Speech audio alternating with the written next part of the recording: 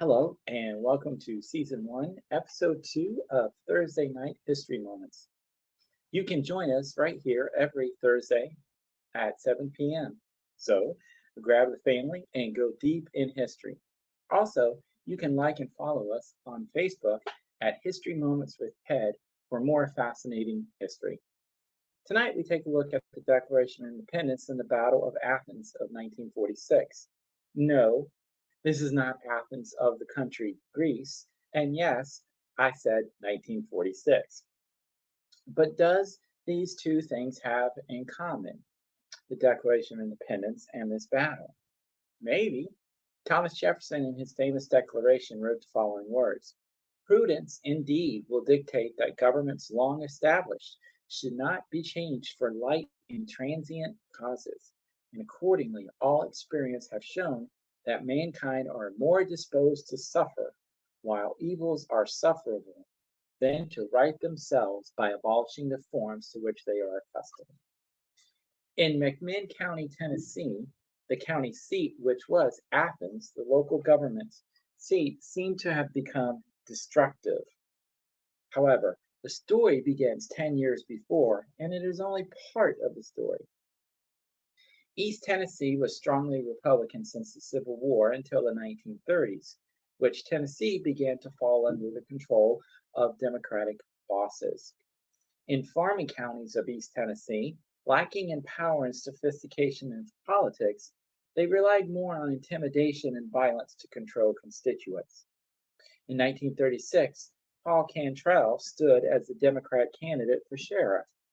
Fraud was suspected and that the ballot boxes were swapped out, but there was no proof. Cantrell and his deputies used state laws to enrichen themselves by illegal arrests. For every person booked, incarcerated, and released, the more money they got, the richer they became, and that is what they did. In fact, deputies would board buses passing through Athens to round up sleepy-eyed passengers to jail and book them for drunkenness. Arrests would run as high as 115 per weekend. So each year, Paul Cantrell seemed to just win election year after year. Ballot boxes counted in secret at the McMinn County Jail in Athens, and opposition poll watchers were labeled as troublemakers and arrested or rejected from precinct houses. You may ask, did the authorities know? Why, yes. According to the Department of Justice, the records show that investigations of the electoral fraud occurred in 1940, 1942, and 1944, all without any resolution. This was about to change. You see, about 10% of McMinn's population fought in World War II. Bill Wright, one of those returned home World War II veterans, was harassed by these deputies. In the early months of 1946, people said enough was enough. Secret meetings to field a slate of their own candidates in the August election started to happen. By May, they formed a nonpartisan political party. Things only heated up from there.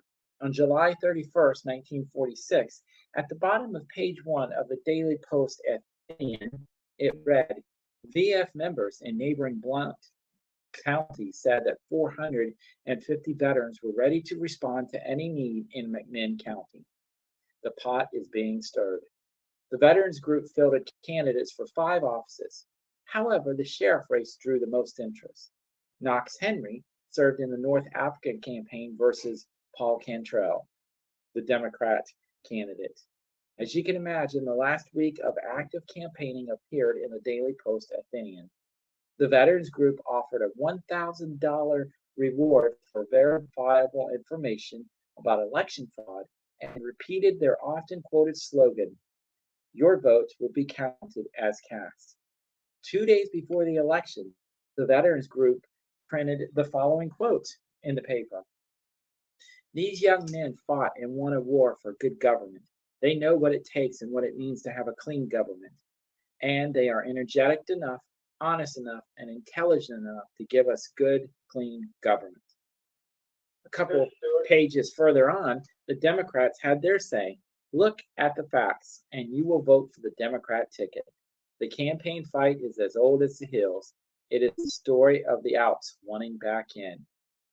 The next day, the paper reported that veterans from Blount County had offered to come to help watch the polls. Mansfield, the current sheriff, began building an army of his own. It has come to my attention, he announced, that certain elements intend to create a disturbance at and around the polls. In order to see that law and order is maintained, I will have several hundred deputies patrolling the county. He hired all of them from outside the county, some from out of state. They would crowd inside every voting precinct, and they would be armed. August 1 first arrived, which was voting day, and by 9:30 in the morning, Walter Ellis, a GI representative to poll watch, was arrested for protesting irregularities.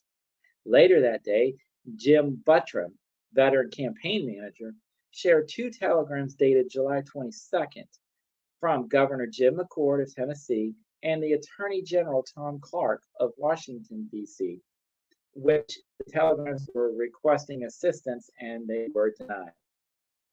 The polls closed at 4 p.m., but at 3 p.m., Tom Gillespie, an elderly black farmer, was denied the right to vote.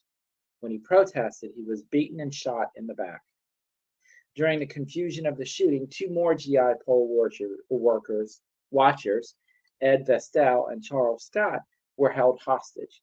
Eventually, they were able to leap from a window to the safety of the crowd. By 3:45 p.m., armed deputies started to descend on the polling precincts, and minors themselves were being allowed to vote. By 6 p.m., the election was over and it seemed stolen again. But Bill White stepped forward at 2 p.m. that afternoon and told a group of GIs, and I quote, "You call yourselves GIs and you go over there and you fight for 3 and 4 years. You come back and you let a bunch of draft dodgers who stayed here where it was safe and you were making it safe for them push you around? If you people don't stop this, and now is the time and place, you people won't make a pimple on the fighting GIs. Beep! Get guns." By 9 p.m., the fix was in at the county jail. The veterans moved in and started to attack the jail. As the night wore on, the veterans were beginning to be concerned with the local, state, and federal laws that had been broken. They attacked over and over with Molotov cocktails with little success. By 2:30 a.m., dynamite arrived, and at 2:48 a.m., the first dynamite was tossed. After 3 more bundles were thrown, the deputies surrendered. The Battle of Athens was over. Many of the town people took their years of pent-up frustration out on the deputies, but the veterans stepped in and restored order and saved lives. As morning came, the GIs slipped away and hoped that they would remain unanimous. All 5 candidates won their elections, and newspapers were not supportive of the actions of the GIs. They believed that the authorities should have handled it, but that is exactly who they were battling. First Lady Eleanor Roosevelt was quoted in favor, really, of the GIs, and she said, "If a political machine does not allow the people free expression, then freedom-loving people lose their faith in the machinery under which there functions." Does that not sound like Thomas Jefferson's quote in the Declaration of Independence when he writes that whenever any form of government becomes destructive of these ends, it is the right of the people to alter or to abolish it and to institute new government?